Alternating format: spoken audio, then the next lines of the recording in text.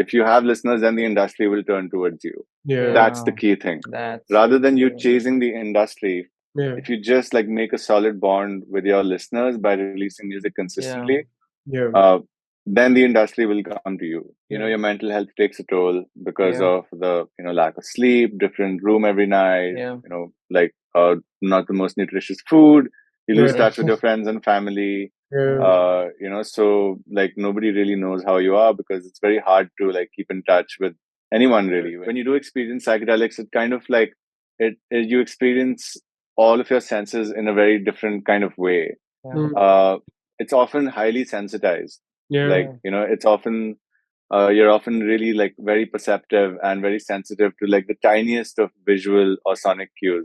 I've messed up more songs than like I can count. There are like my hard drive is just a graveyard of songs that are overcooked. A big event that happened in my and my wife's Anna lives is that we had the birth of our daughter in February.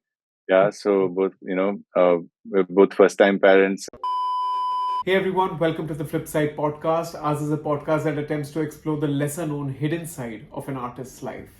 Our guest today is Mr. Sahej Bakshi, also known as Dualist Inquiry. He's one of the most prominent faces of the Indian electronic music scene and is known for his constant reinvention and unorthodox style of music. The Delhi-based music producer, composer, and multi-instrumentalist has constantly delivered genre-defying records and has left an indelible mark on the electronic landscape. Having featured on Forbes 30 Under 30 and performed in some of the world's largest music festivals, Dualist Inquiry is an artist from whom we can always expect the unexpected. In our conversation today, Sahej shared his insights on the trappings of fame, on originality, the relationship between psychedelics and creativity, and he also spoke about his new EP, something that his fans have really been waiting for. Stay tuned till the end, you won't regret it. Without much ado, let's begin today's podcast. Hey Sahej, it's lovely to have you here. And it's super interesting too because I think through our project names, Dualist Inquiry, Blazers and Boxers, it seems we all subscribe to the school of thought that we're never one thing and that it's that unity and that coming together and blending of opposites that's really important. Yeah, well said. Couldn't say it better myself. It's an absolute pleasure to have you with us today, Sahej. And to begin the podcast, we wanted to start with your initial journey. And I believe that originality is often preceded by emulation. And I believe that when we all start off as musicians, being a fellow musician myself, I understand that when we try creating music in our initial days, we get really inspired from our favorite artists and end up creating music that's very similar to theirs. But over time, we create our own sound. So I wanted you to take us through that journey. What were your initial music influences and how have you created this unique sound for yourself today? Yeah, for sure. I mean, like it's actually one of my sort of core like creative tenets that I try to like remember whenever I'm writing the music, that it's okay to emulate and to even like imitate the things that are inspiring to you. Like the further along you go on that journey, the more your voice will come through. So whereas initially you may actually be sounding like others, the point is not to like let that be, because like let me not go down that road because it doesn't sound like me. So I mean, for me, the whole journey, just like a real super quick overview, started with guitar music. Like I was into playing the guitar and all the classic rock stuff that all of us Indian kids grew up with, like Guns N' Roses, Nirvana, like all of that stuff. Then later on, I got into like Rage Against the Machine and those kind of slightly like heavier bands, and followed by shred guitar, where I was like all about like guitaring specialist, like. And then electronic music happened, which was like a huge left turn. I used to have some pretty strong views against electronic music before I actually started doing it, because I was like, this is just like music by robots, and like I play the guitar, and But obviously, like when I saw somebody actually producing music in front of me, I was like, what is that? A friend of mine was just like noodling around on his laptop, and I was like, damn, seems quite challenging, So I just got into it, and then I just loved the freedom that it gave me to kind of just operate on my own. In fact, initially I thought that Dualist Inquiry is going to be a band. Like when I was actually just starting. And I was like, I need like a keyboard player and a drummer and a bassist, and because I didn't know anyone at that point of time, I just moved to India. It was like too much of a challenge to like put together a band. So I was like, I'm just going to go for it on my own. And I didn't even know that I was like, sort of committing to being an electronic musician, but it happened without really realizing it. But yeah. Yeah. That's so interesting. And I think a lot of, especially when you get into the world of like shred guitar and your Enquiries and your Steve Vais, Yeah. there is often, I've noticed a disdain about like hip hop and electronic music, but it's really interesting that you jumped from like one world to another and you also bridge those two worlds really beautifully. Yeah, I mean, so it was honestly just the easiest way for me to get making music because I spent all this time playing the guitar at that point. And it was just easier to finish songs when I was playing the guitar on it. And without the guitar, I didn't really feel like it was me in the Yeah. beginning. So yeah, it was kind of just a very natural sort of choice. Like, like you gotta, two ingredients, put them together and you get a third thing. And I only had those two ingredients, so I didn't really have a That's third one true. at that point Yeah. of time. Yeah. Yeah. Kind of 1 foot Yeah. where you are and 1 foot where you're headed. And actually, we're touching upon like the way you make music. And I had something really specific I wanted to ask you about your songwriting process, which might seem a bit strange to reflect on consciously. But Sure. I guess, how do you know when a song is complete or when it needs that additional something? Because I presume there's like no end to the layers and details you can add to a Yeah. song. But how do you stop yourself from like overcomplicating and overproducing? And how do you know where like this is ready to go? I think like it's only experience that teaches you that. Like I mean, for me, it was experience on one hand and also complete like naivety and freshness on the other hand. Like on either side of both of those milestones, I wasn't overcooking my songs. But once you feel like you know a lot about production, but you haven't yet figured out that the production is secondary to the vibe, and when you're all about the production, like let me like flex my skills, make it so Yeah. clean, make it so make it hit hard, and you're just like, I mean, it's a huge problem. Like it can be a huge problem for at least in music. I can speak for production. That Yeah. sometimes when I write a first draft and it's just like grooving and the vibe is all there, like my whole job is like not to mess it up, like not to completely screw it up. I've messed up more songs than like I can count. There are like my hard drive is just a graveyard of songs that are overcooked that I just like spend too much time on them. But because of that, I stopped overcooking my songs so much. And uh, even now, like it's kind of like you have to make a call to not pull out all the big guns when you don't need them. Like you don't need all these. Yeah, like even if it's just these instruments that I have at the back, right? They're like, really nice pieces of hardware synthesizers that have their own vibe. But Yeah. sometimes when I start producing, I'll just use a software synthesizer, whatever stock plugin. And my intention is often to go and replace it with something from these guys because they sound, much more like nuanced in a way, right? Because they're like dedicated machines. But sometimes that ruins the song. So, like the many times I just go with my initial sketches, like, but it's a learning process. And that's why I think you have to overcook a bunch of songs to realize that you shouldn't overcook That the you should songs. know. Yeah. And Yeah. it's so interesting you're mentioning this because like the obvious thought is what can I add more or what do I do?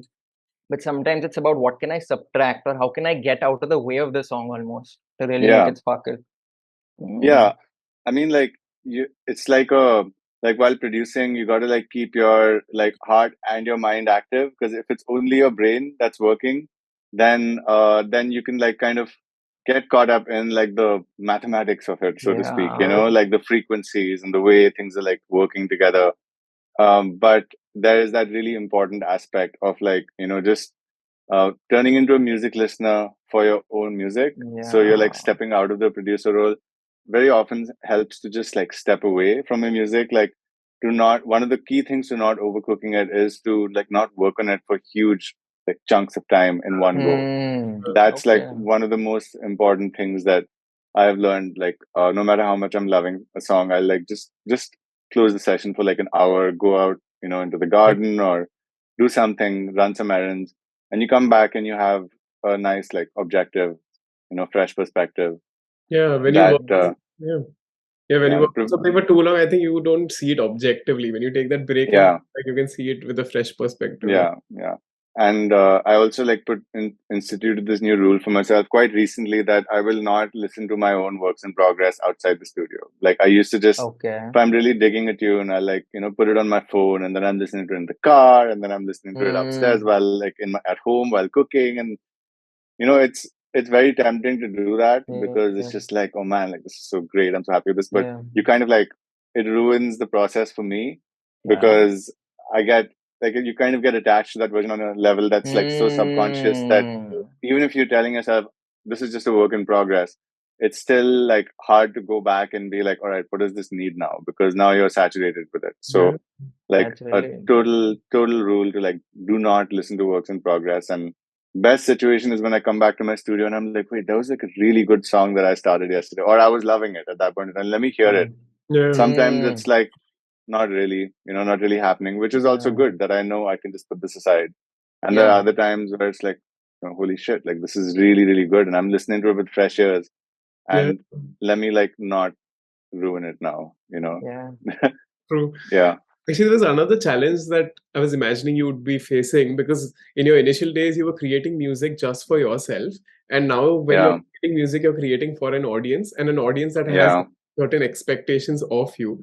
So, while creating music, do you feel the pressure to add certain elements just to meet those expectations, or do you manage to stay true to your vision?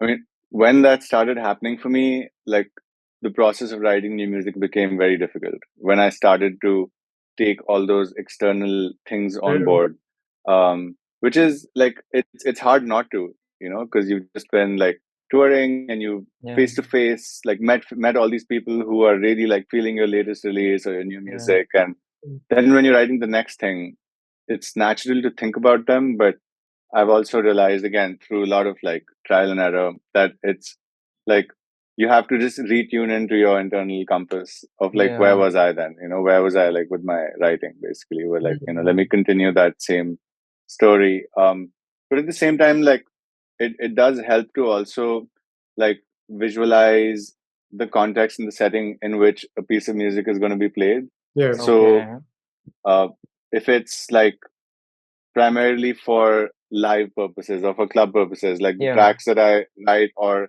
adapt, there's a certain kind of energy that I like to keep in my live sets. yeah, yeah, Of course, if the occasion allows for it, I'll play like a down tempo or an ambient set. But yeah, most of the time, if I'm playing at like a festival or at a venue on the weekend, yeah, like my aim is to have fun and to have a party and like yeah, make sure that everyone has a good time. So yeah, that little bit of knowledge can help, and it can also kind of liberate you a bit that okay, this is not club music. yeah, So I'm yeah. writing music for like my last EP. I kind of thought that this is really great music to drive to, honestly. Like I yeah, Life love forms. yeah, so there was Yeah, Life Forms was the previous one, and now I just dropped one single like yeah, about six yeah. days ago, and Discovery. Daybreak EP, yeah, and Yeah, so I was just like, yeah, I mean, this yeah, this definitely feels like nice music to drive to, which is a new thing for me to actually be like, okay, this music is for that yeah, purpose.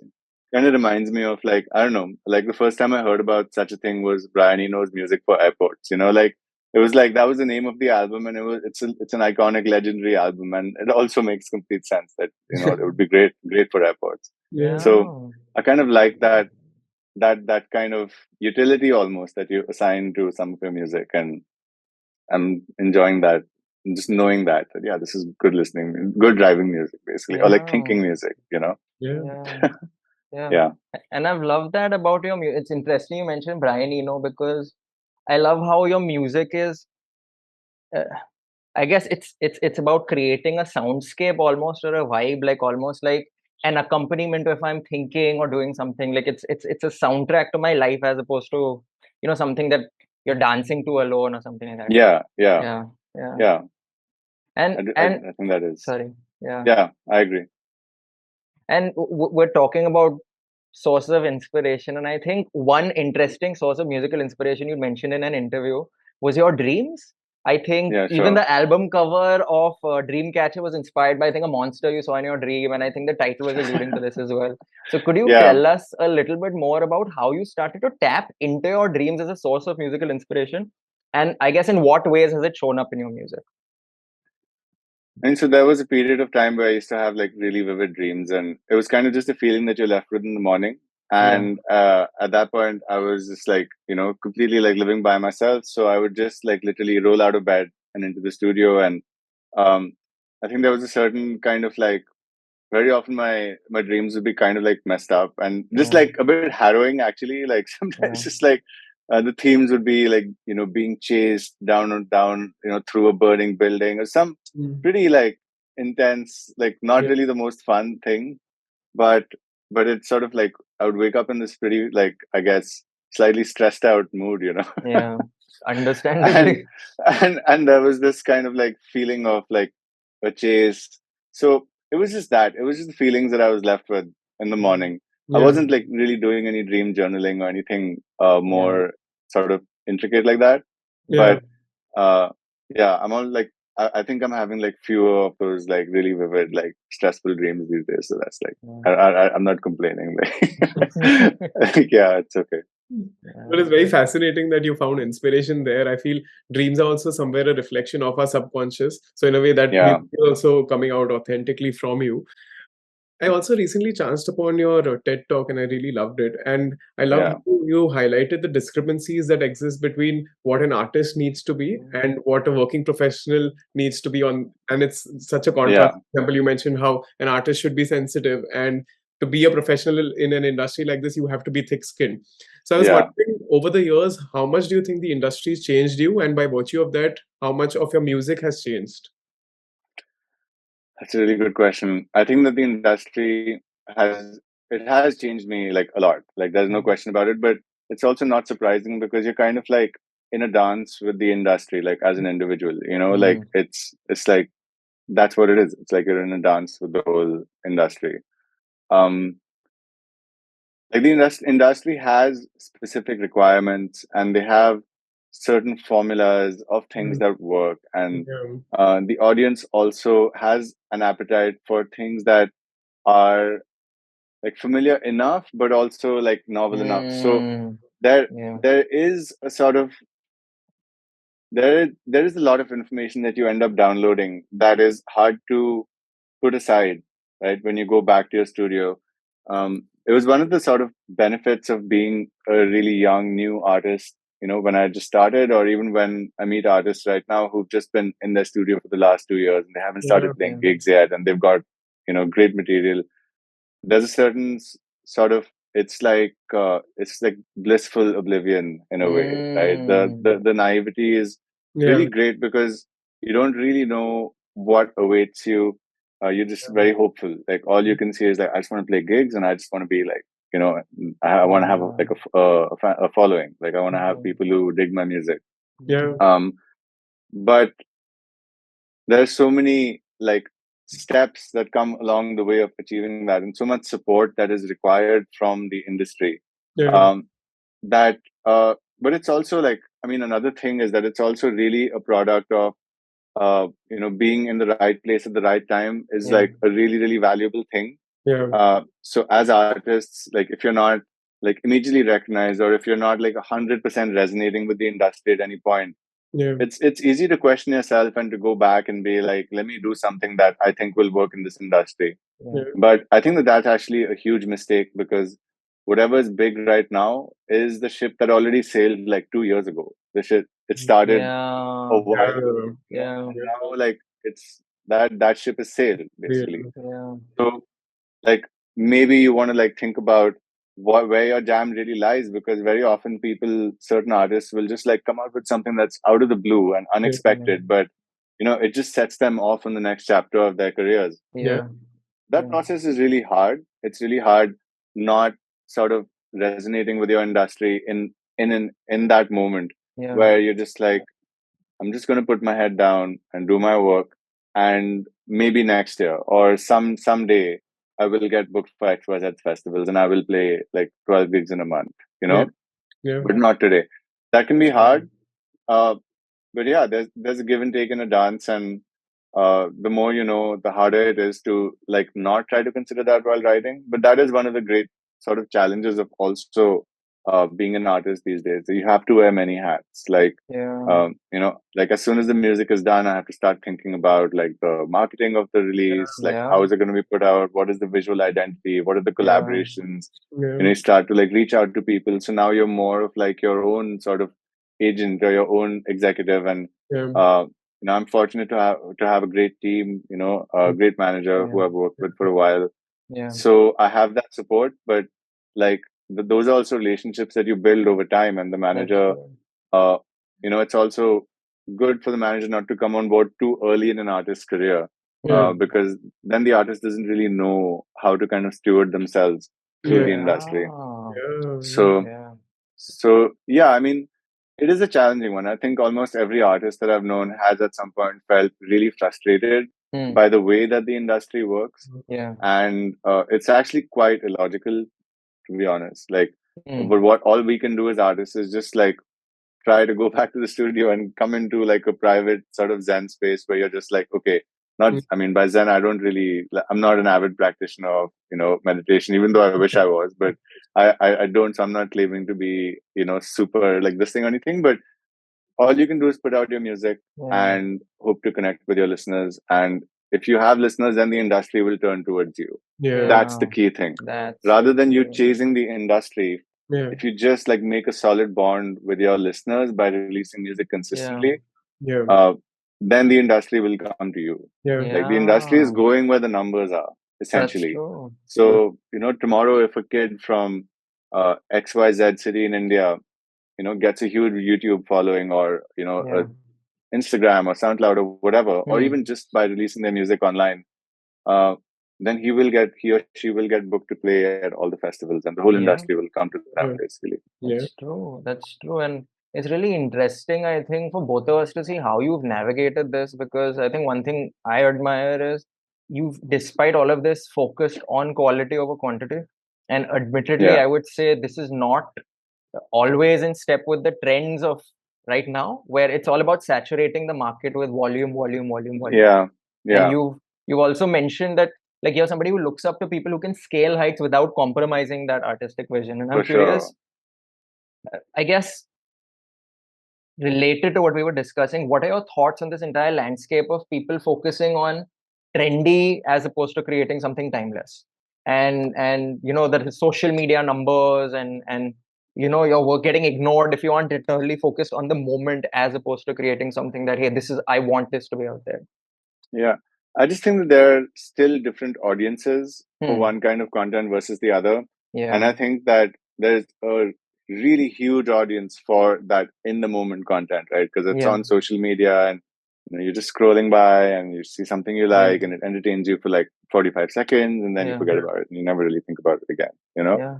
um, that's a particular kind of content creation as an occupation. And for those who are doing it, like, yeah, it's really hard work and it's like constantly on.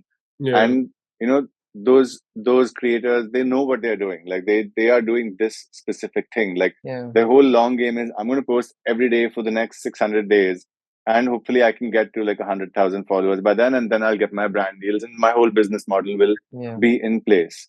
Yeah. But that's not the same as being an artist. It's very, very different, because Yeah. if I put out like a beat a day, which is not a bad exercise for a certain amount of time, like maybe for me for like 15 days or a month or like even 6 months, like go crazy, like Yeah. just put something out. Like the thing that doesn't vibe with me about that is that it's quantity over quality, as you Yeah. said. Um, Often like a song that I put out will have hundreds of hours of work on it. Yeah. And uh, there is a question about how does that kind of content, or that kind of that I mean, content is still a word that's applicable to even stuff that's created slowly. Yeah. Um, the hope is that it has a longer life cycle Yeah. on the Yeah. internet. The Yeah. hope is that it goes on to into your body of work, and anybody who may like come back to your page to see what's new with your music, Yeah. or on Spotify or on Apple Music or pretty much anywhere, Yeah. that they'll discover it like a few days later, a few weeks later. And I do think that that is true for a lot of music, that it sort of has a lifespan, it has its life cycle.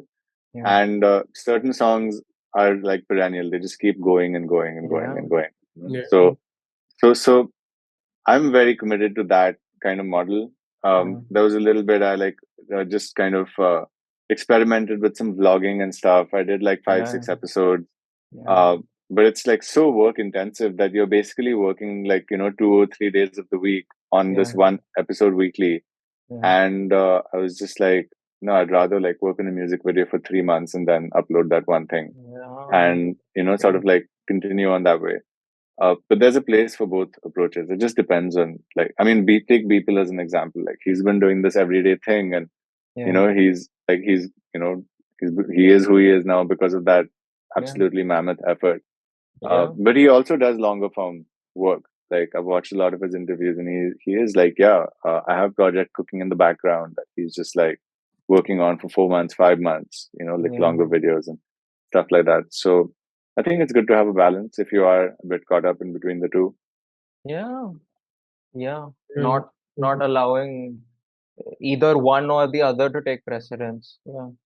You just got to like figure out your game really. Like what is it that you're trying to do? For me, I mean, I really, that wasn't really what I was looking to like do with this whole thing, like when it's more just to do with what I want to do with my time, basically. I would rather like work on my music, which is still like music in the slightly, I guess now it's traditional sense. Like it's not a TikTok song. It's not an Instagram reel song.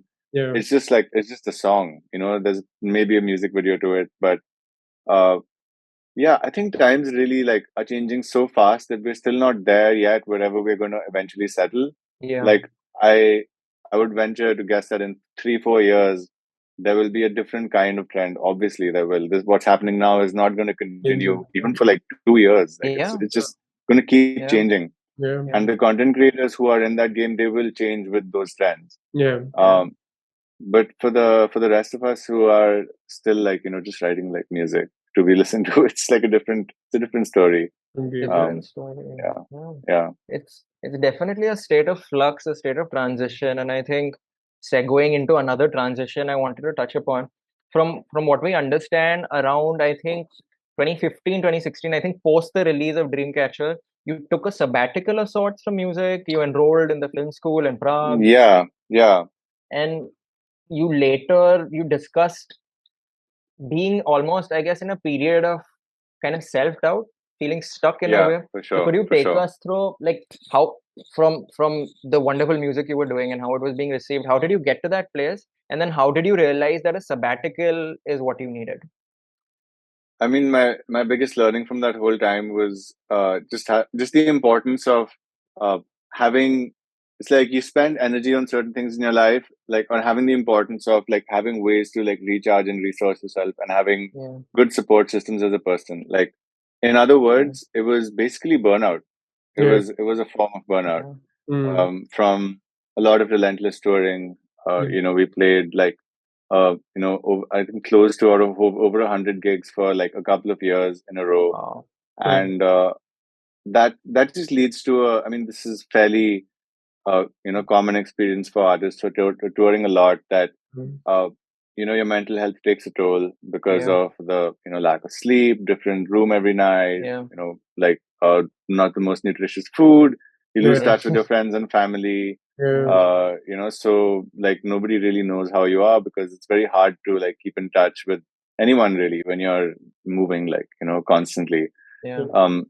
So I think that after a few years of kind of living a bit recklessly like that, like I was up for it. I also had a really good time. Like I have no regrets about it at all. But there definitely came a point where I realized that I hadn't really had the time to like invest in the studio for years now. It would be, I would get like maybe 2 or 3 weeks after a round of touring and then back to touring again. Right. But 2 or 3 weeks for me isn't enough to really like uncover what my next thing is, what my next creative step is. So the releases also are kind of made under a bit of a deadline, bit of a time pressure. And I just felt that if I continue this way, then number one, like I'm not going to enjoy it because I'm not like enjoying all the pressure and not feeling sure of what I'm doing, and also that the quality of the work would suffer. And I That's would true. I would rather like take a step back Yeah. and just give myself some time, which is a very difficult thing to do. By the way, I Oh, wish I could say absolutely. that it was like super restful and I was just like in the most chilled out zone, but it's like really painful to take a step back and be like, Yeah. but like, what will the gig still be here next year, or Exactly. will what's gonna happen Yeah. Yeah. when I finally do release new music? Yeah. But it was really important, and I've also found now like a way of doing it that I'm like, yeah, I can do this for the next however many years, like 20, Mm. 30. Like I found a way of doing it that I'm not like, it's not so reckless as it used to be. By reckless, I Yeah. mean like, sure, just add a fourth date on to the end of that 3 cities stint, Yeah. or Yeah. uh, like just like, let's take the 6 a.m. flight after. I'll just go straight from the after party, like things like that. Yeah. Yeah. Like you Yeah. just pay a lot more attention to how is that going to affect me, you Yeah. know? Yeah. And without that kind of care, I was like, yeah, sure enough, I needed to take a break. Yeah. Doing things in a manner that's kind of sustainable. Yeah, it has to be Yeah. sustainable from a health perspective. Yeah. Yeah. It's so Yeah, important to sometimes take a break. And you spoke about how challenging touring is. And another challenge that I'd imagine is to keep such a huge audience engaged for almost an hour. And I believe that a lot goes into structuring the set that you have, maybe playing with audience expectations when you want to give the drop and when you don't want to, something on the lines of maybe switching genres and moods. Are these things that you yeah, do consciously? yeah. I mean, it's a bit of both. Like my whole life set is made up of all of the music that I've been playing, that I've been making in the studio, and Yeah. before I take it onto my live laptop, that's like a separate machine. I'll end up just kind of breaking them into pieces so that I Mm. Hmm. can then kind of recombine them live. So there's a Yeah. Yeah. certain amount of decision making that happens live, and a lot of the work is also done beforehand. But that decision making that's done live is absolutely crucial. Like Yeah. when Yeah. like which beats come in when, and how do you kind of develop the energy and build the energy. Yeah. Yeah, so it happens fairly subconsciously when you're playing, but there's a lot of preparation that goes into Yeah. creating that live set. Yeah.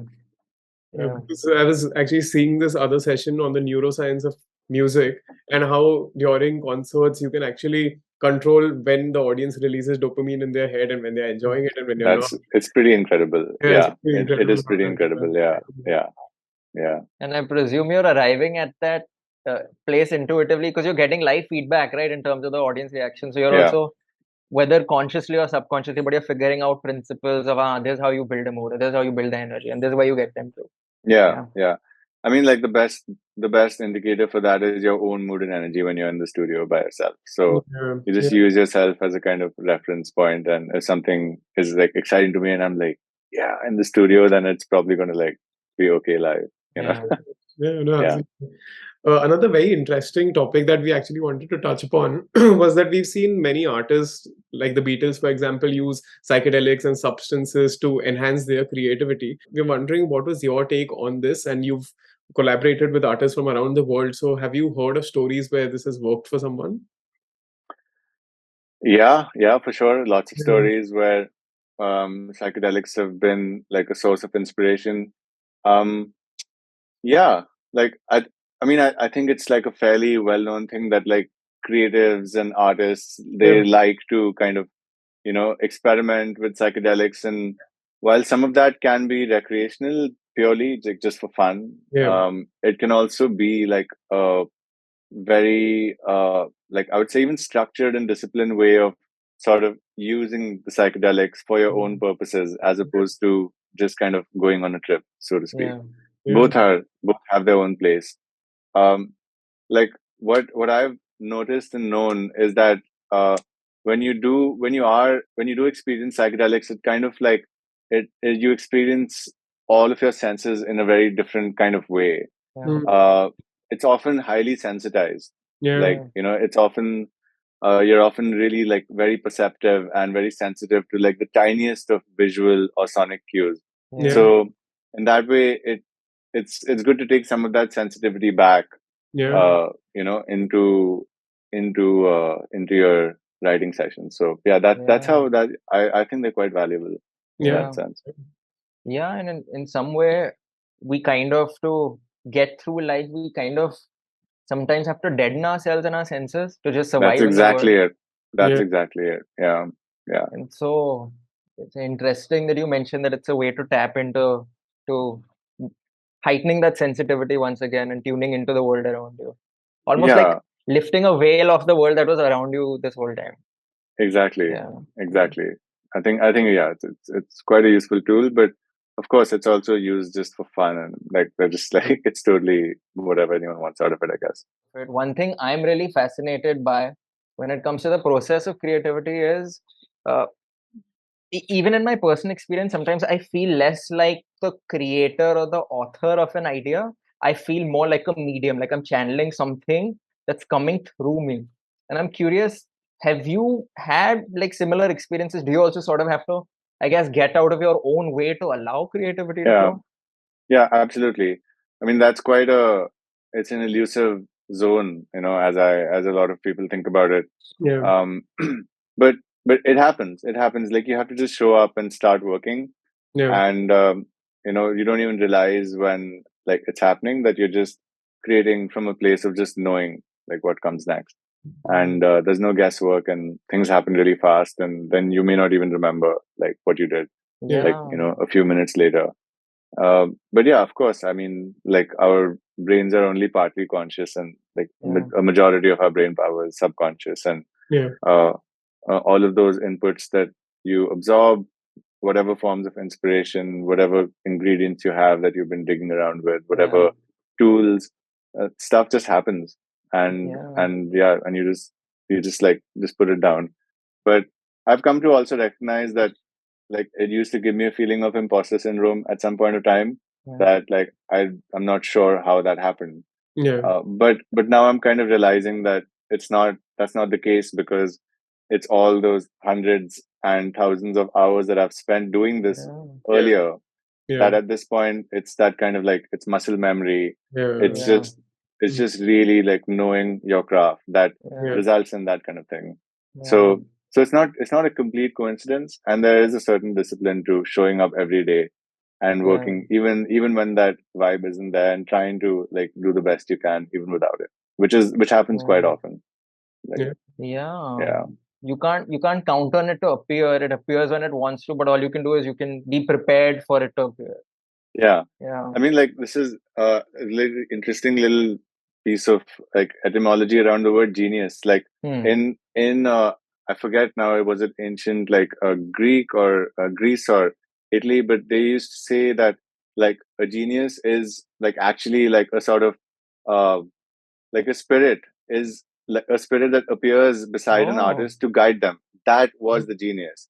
At some point, Okay. it changed, and it started being used to describe the artist themselves, Yeah. which I think is like that's a very problematic Yeah. uh, sort Yeah. of thing to have happened, because if somebody calls you a genius, it puts unbelievable pressure on you, because like you don't Yeah. really, not even sure if you can like replicate it. And um, Yeah. for me, like counteracting that is what I call the craftsman mentality. Like you think Hmm. about like a shoemaker, who's been doing this for so many years. You show up every day, your hands just Yeah. are moving in a way that only somebody with experience could, and you're just thinking about your craft. And Yeah. you may be selling your shoes next door for like 200 rupees, or you may be sending them to Paris to be sold for X amount of money. But Yeah. it doesn't matter. Like that craftsman is sitting there on the ground, showing up every day Yeah. and doing their work with a certain, like, it's like the craftsman mentality. Yeah. It's a certain kind of humility, that this is just my job. I'm Yeah. just a craftsman. I'm just going to show up every day and do my work. Yeah. And that that is what for me opens the door for state of flow, Hmm. for happy accidents in the studio, Yeah. for a feeling of inspiration to strike at the right time when you're working. But you have to show up, and you You have to have to show up with a show up. sense of humility, that like this is my craft, and I'm just a craftsman. Basically, for me, Yeah. that's I love that. Like I might even get it printed on a poster above my like desk. Basically, Love yeah, that. That's so Love it. Yeah. beautiful. It's so Beautiful. beautiful that it's about not getting the ego involved and just doing what you have to do humbly. And when it strikes, it strikes. When it doesn't, it doesn't. Yeah, Yeah. I mean, the ego is not invisible to others for sure. So again, just learning through like error, through trial and error. In my own life, I've not at all been immune to this problem at all. But Yeah. whenever in my life I've created from a place of ego, like all right, like I did this before, let me do it again. Yeah.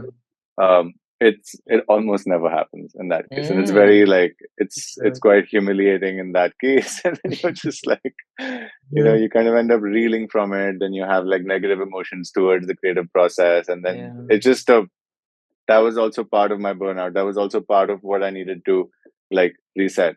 Yeah. Because you can't write from just from your brain. You have to write from like the whole of you. Yeah. Uh, Yeah. yeah, So the craftsman yeah, mentality actually is so beautiful because it eliminates all the external forces that can come in the way and tarnish the Exactly. music creation process. So it's something that's really beautiful. that's that's one of my core, like Yeah. again, like rules for myself. Yeah. It's pretty helpful. Yeah. Yeah. Yeah, it also takes off the pressure of any one thing.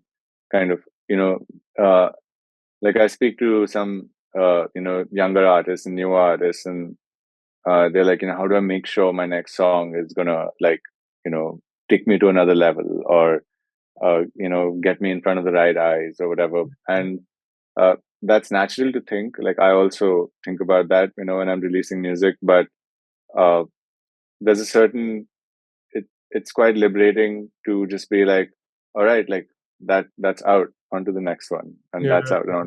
It's Yeah. that Yeah. same the mentality of the person who's like sitting there making those shoes every day in the same Yeah. spot with the same tools. Yeah. Like, yeah, you just have Yeah. to show up. And speaking of on to the next one, I think it goes without saying that we're on the verge of the release of your EP Daybreak. I think it's out on September 16th. It's your Yeah, first yeah. one since Life Forms, which was back in 2019. 2019. Yeah, yeah. And you released your first single, Discovery, a few days ago, like we discussed, which I personally I love, by the way. Could you Oh, awesome. Thank briefly you. take our audience through where this current release stands in your overall artistic journey? How is it different? How is it familiar from your previous work? Yeah, I mean, this release was definitely born out of the situation that I was in. Hmm. It was sort of like a bit of a diary of those months when I was writing it, from Yeah. I'd say like about November to about March this Yeah.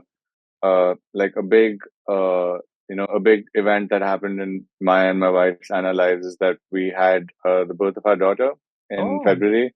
Yeah, so both we're both first time parents, and in the months before she was born, we were really like basically just at home, like most of the time, right? Yeah. Because Anna was expecting, and with just like concerns about COVID and whether I can play that many gigs or not. I mean, it was there was a lot of discussion around this, but eventually I was just like, I'm just going to make a couple of outings. That's it. Hmm. But aside from that, I also want to be at home with you. Like, I don't really want to go anywhere, and I don't really want to be out and about. So uh, it was a very quiet time. Yeah. Uh, like all around us, like I live in Goa, and literally all around us, it felt like pure, like like energy and chaos, because I can hear Yeah. all the venues around my house. Yeah. Yeah.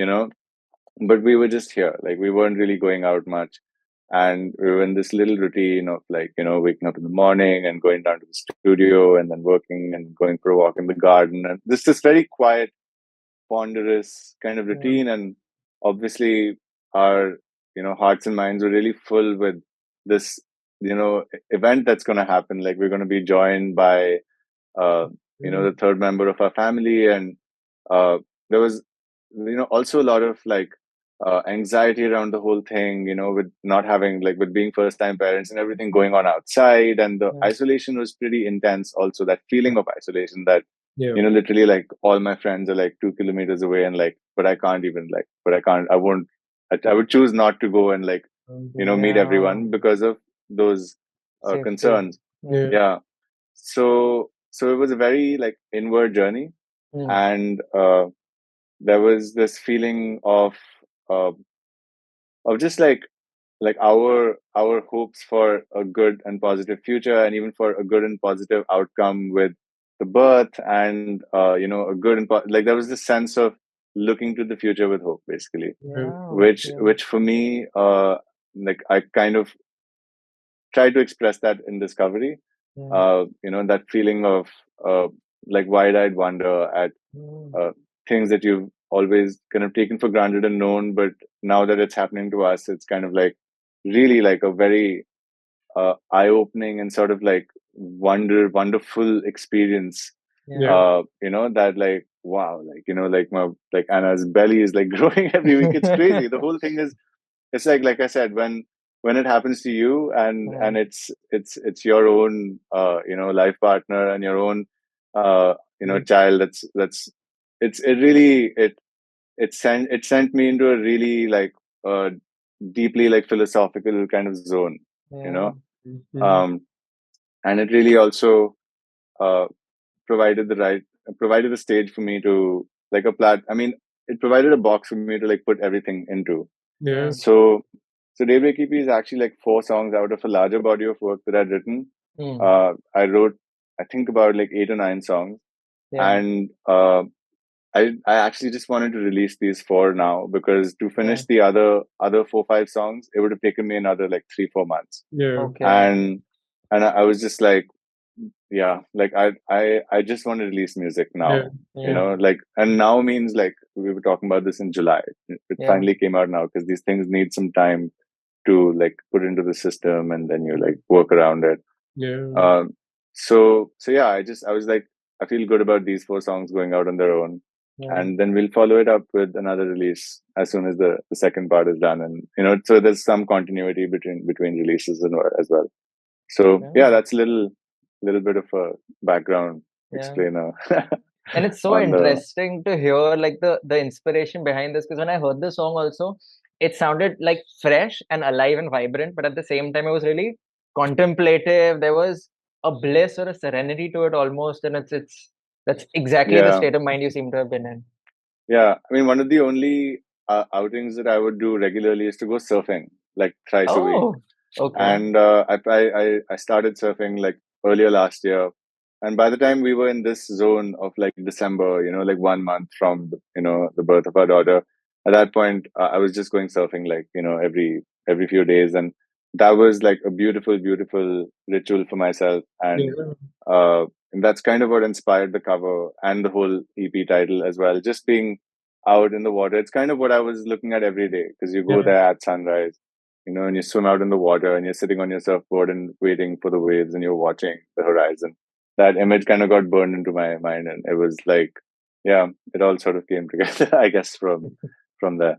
I think it's really exciting to hear also that uh, that this is the first release of uh, hopefully a series of releases. You mentioned you Yeah, promised one more yeah. release, but hopefully there'll be much more after that. We look forward to listening to all the music. I think it's been a wonderful conversation with you. Thank you so much for being so generous Thank with you, your guys. time. And before Such a we leave, pleasure. would you have any parting words? Any parting words? I guess, yeah. I mean, it's. I feel like this is an exciting time. We sort of like, at least whatever's coming now is coming from, it's a new day, basically. For me, it feels like that. So yeah, like, I'm excited for the next few months, and I really appreciate this conversation with you guys. Yeah. Thank you Thank so you much so for much. Thank you so much. And we're Thank wishing you. you all the very best with this Thank exciting you new so much. chapter of your life. Thank you. And to our audience, with this, we end today's podcast. Thank you so much for watching. Do remember to like, share, subscribe, all of that. And we will see you very shortly in another episode. Take care. Bye. Lovely seeing you guys. Bye.